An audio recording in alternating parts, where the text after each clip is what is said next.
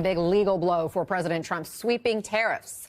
A three-judge federal trade panel has now ruled that the president overstepped his authority with most of the tariffs that he's rolled out this term, including that 10% rate on basically all trading partners, as well as some of the steepest tariffs on China.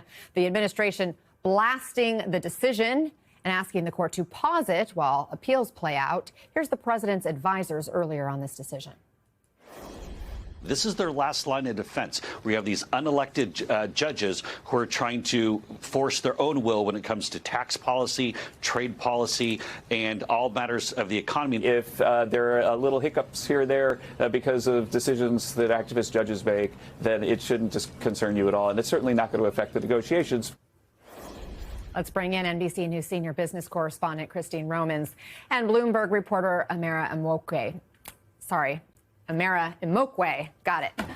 Christine, who knew that there was this U.S. International Trade Court? Oh, they've been meeting for a few weeks here now, listening to these arguments. And small businesses and states, there are a couple of different cases here where the small businesses and states went to this court and said, look, we need you to block these tariffs because the president doesn't have the power to do this. The president had used emergency powers for these so-called reciprocal tariffs. And this three-judge panel, which specializes in trade issues, agreed and said they need to be blocked. 10 days now the White House has to undo all of them. And it's so interesting. You heard what Jason Miller said there about unelected judges. And one of these judges was appointed by Trump, one by Ronald Reagan, and one by Barack Obama. So these are trade specialized judges that found that the president does not have the power to put those tariffs on. And as you point out, it's a bipartisan panel of judges, including two who were nominated by Republican presidents, one by Trump himself. Amara, we know that this move blocks most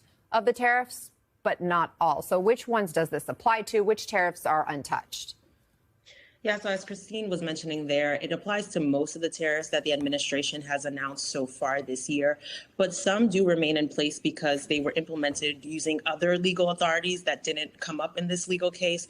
So, for instance, we still have those tariffs on steel, autos, and aluminum that remain in place. And I think what this basically shows is that the question of where these tariffs ultimately settle out is still very much open, right? The administration has said that it plans to appeal this court's decision, and they do have other authorities under which they can still implement tariffs. And so the fundamental challenge facing U.S. businesses about where these tariffs settle and how they plan and how they think about their investments and their hiring and all those things around these tariffs, there's still a lot of uncertainty surrounding those questions, and those uncertainties remain. Yeah, Christy, you and I have talked so much about the tariffs and the impact on supply chain, on the impact on prices at whether it's the grocery store or somewhere like a Target. So how quickly could things be reversed? Like, is the genie going to go back into the bottle? No, I still think there's an awful lot of uncertainty, maybe even more uncertainty, because a lot of businesses were looking forward to this July 9th date when they were going to find out what the tariff levels were going to be on all these dozens of countries. The White House had said at one point, somebody in the White House had said there'd be 90 deals in 90 days. We only have one framework of one deal with the UK right now. So there's a lot of deals to be done. And so there still is this big uncertainty. I think the place where you're going to see the biggest change for small business will be anybody who's importing stuff from China, because you went now from a 30% tariff to, if this stands here, then that tariff, you don't have that big 30% tariff anymore that the president had put on. And so costs could go down for anybody importing from China.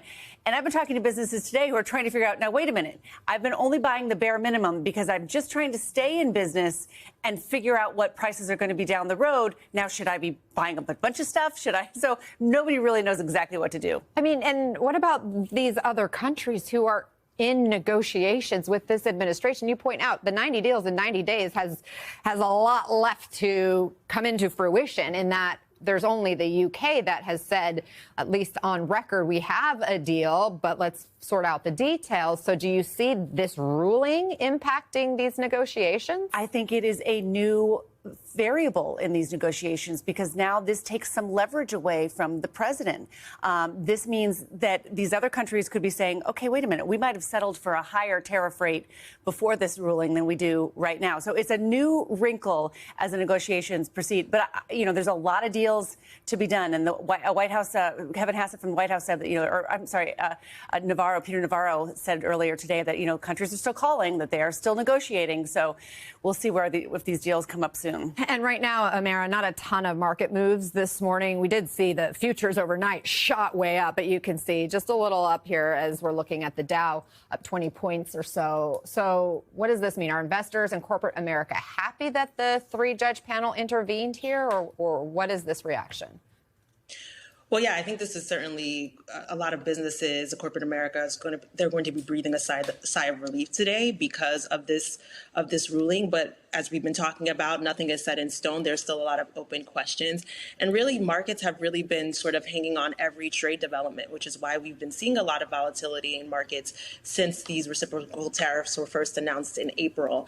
And I think it just also shows that a lot of the times what the administration is trying to accomplish with these tariffs is really not understood by markets, right? Is it a negotiating tool? Is it an effort to bring manufacturing back to the country? What exactly is the administration trying to accomplish? Sometimes the aims don't really seem aligned. And that's why we've seen the markets really kind of having a lot of volatility and really hanging on every development. It has been a roller coaster, quite literally. Amara Amokwe and Christine Romans, thank you, ladies. Appreciate the conversation and your reporting. Up next.